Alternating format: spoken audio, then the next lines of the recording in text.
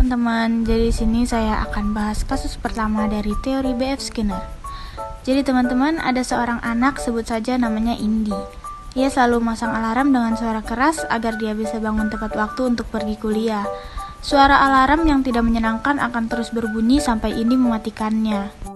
Karena ingin menghindari suara yang mengganggunya itu, Indi menjadi terbiasa untuk segera bangun dan mematikan alarm. Walaupun awalnya Indi suka kesel sendirian. Menurut teori Pak Skinner, kasus ini menggambarkan penerapan penguatan negatif dalam konteks operant conditioning. Penguatan negatif terjadi ketika suatu tindakan dilakukan untuk menghilangkan atau menghindari stimulus yang tidak menyenangkan, seperti suara alarm yang mengganggu. Dalam kasus Indi, alarm yang berbunyi keras merupakan stimulus yang tidak menyenangkan. Untuk menghilangkan suara tersebut, Indi harus bangun dan mematikan alarm.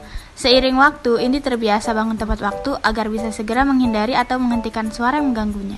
Kesimpulan menurut Pak Skinner, penguatan negatif terjadi ketika perilaku yaitu bangun dan mematikan alarm diperkuat karena tindakan tersebut menghilangkan stimulus yang tidak menyenangkan, yaitu suara alarm. Dengan demikian, Indi menjadi terbiasa bangun tepat waktu untuk menghindari ketidaknyamanan yang ditimbulkan oleh suara alarm. Baiklah teman-teman, selanjutnya ada kasus kedua nih. Yups, langsung aja kita bahas yuk. Jadi, sebut aja namanya Rara, umurnya 15 tahun. Dulu, Rara malas banget ngerjain PR sampai-sampai orang tuanya bikin hukuman tambahan, kayak nyuci piring atau berberes kamar. Dan dari situ, Rara jadi kapok dan akhirnya Rara jadi lebih rajin ngerjain PR biar nggak kena hukuman lagi deh. Nah, kalau menurut teori Pak Skinner, hukuman tambahan itu bisa jadi cara buat kita jadi lebih disiplin. Kayak misalnya, kalau kita nggak ngerjain PR, terus dikasih tugas tambahan, kita jadi nggak mau ngulangin kesalahan yang sama lagi kan. Jadi, kita belajar, kalau mau bebas dari tugas tambahan, ya harus rajin ngerjain PR. Ini tuh sama aja kayak kalau kita lagi belajar naik sepeda. Kalau kita jatuh, kita pasti nggak mau jatuh lagi kan? Makanya kita terus berusaha sampai bisa. Dalam kasusnya Rara, setiap kali dia nggak menyelesaikan PR-nya tepat waktu, orang tuanya menambahkan tugas rumah tangga sebagai bentuk hukuman. Dan setelah beberapa kali menerima tugas tambahan, Rara mulai disiplin dan mengerjakan tugas sekolah tepat waktu untuk menghindari hukuman. Sekian deh kisah dari si Rara. Semoga bermanfaat ya teman-teman. Ikan hiu makan paku. Thank you. Selanjutnya ada kasus ketiga. Nih teman-teman, yuk kita bahas. Seorang guru mempunyai siswa bernama Tasya di sekolah dasar. Tasya mengalami kesulitan memahami pelajaran matematika. Tapi setelah guru tersebut mulai memperhatikan dan mulai mengajari matematika secara perlahan, Tasya sudah mulai bisa memahami dan mengerjakannya. Setelah itu, guru mulai memberikan pujian dan hadiah kecil seperti stiker bintang emas setiap kali Tasya menyelesaikan soal matematika dengan benar. Tasya merasa lebih termotivasi setelah beberapa waktu kemampuannya meningkat dan ia tidak hanya lebih percaya diri tetapi juga mulai mempunyai teori Skinner, reinforcement positif. Seperti guru memberikan pujian dan hadiah kecil seperti stiker bintang emas. Setiap kali Tasya menyelesaikan soal matematika dengan benar, hadiah ini bertindak sebagai reinforcement positif yang meningkatkan kemungkinan Tasya mengulang perilaku yang sama, menyelesaikan soal dengan benar.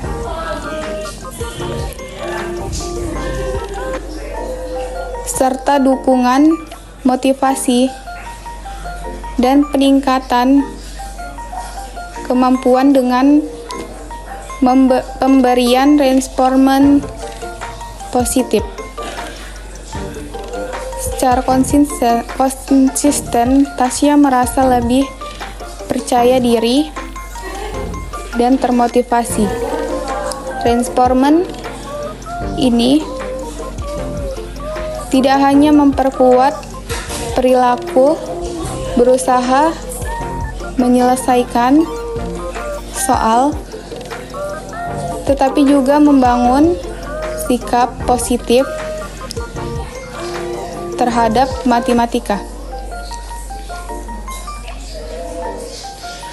Dalam kasus Tasya, setiap kali Tasya menyelesaikan soal matematika dengan benar, guru memberikan penguatan positif berupa pujian dan hadiah kecil seperti stiker bintang emas.